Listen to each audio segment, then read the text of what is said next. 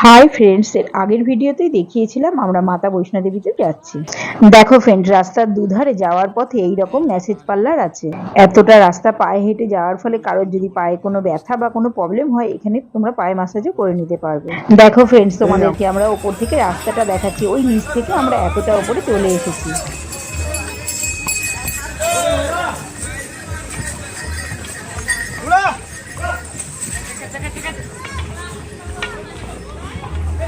ঘোড়ায় করে দেখো কত লোক যাচ্ছে, সারা রাত এরম ভাবে মায়ের কাছে লোক যায়। বৈষ্ণো মাতার কাছে যাওয়ার জন্য আমরা বেরিয়েছিলাম রাত 9টায়, এখন বাজে রাত 1:30। আমরা অনেকক্ষণ হাঁটার পর একটু ক্লান্ত হয়ে পড়েছিলাম, তাই একটু বসে পড়েছিলাম।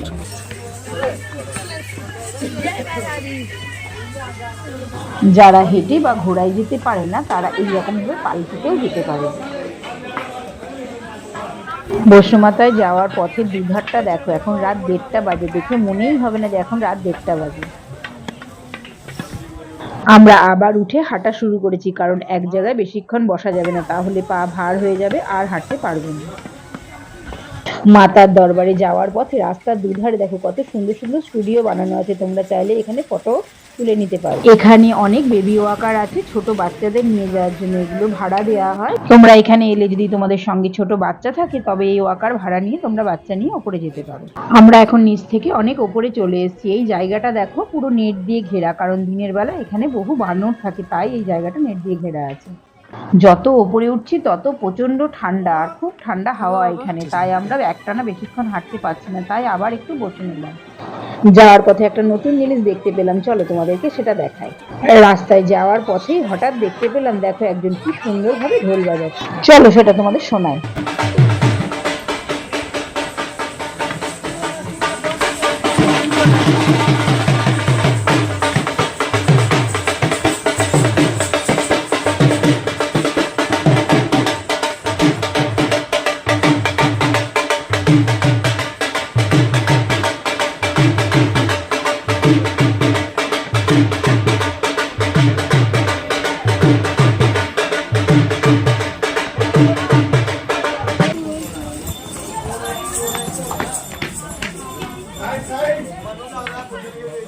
আমরা এখন অনেক উঁচুতে উঠে গেছি। রাত্রেবেলায় তোমাদের দেখো উপর থেকে কাটরা শহরটা তোমাদের দেখাচ্ছি ভালো করে।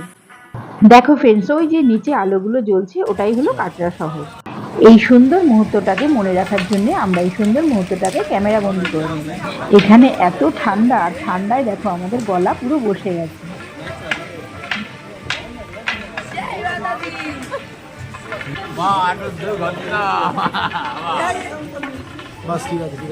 এক সেকেন্ড।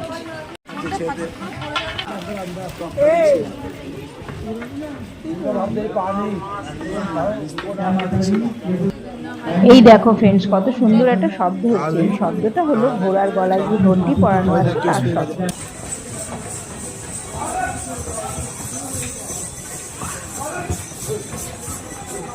অনেকক্ষণ চলার পর আমরা অনেক ক্লান্ত হয়ে গেছি, তাই আমরা একটা চা বা কফির দোকান খুঁজছি যেখান থেকে আমরা একটু চা বা কফি খেয়ে নেব।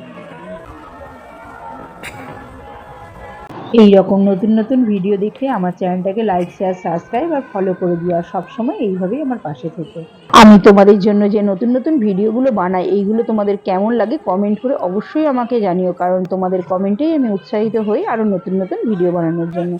অনেকক্ষণ ধরে খোঁজার পর আমরা ফাইনালি একটা কফি শপ পেয়ে গেছি। এইবার আমরা এখান থেকে একটু কফি খেয়ে নেব।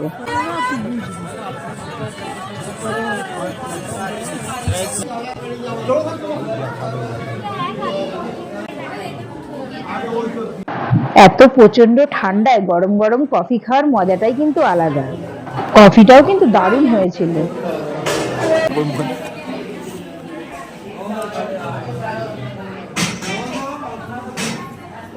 By friends.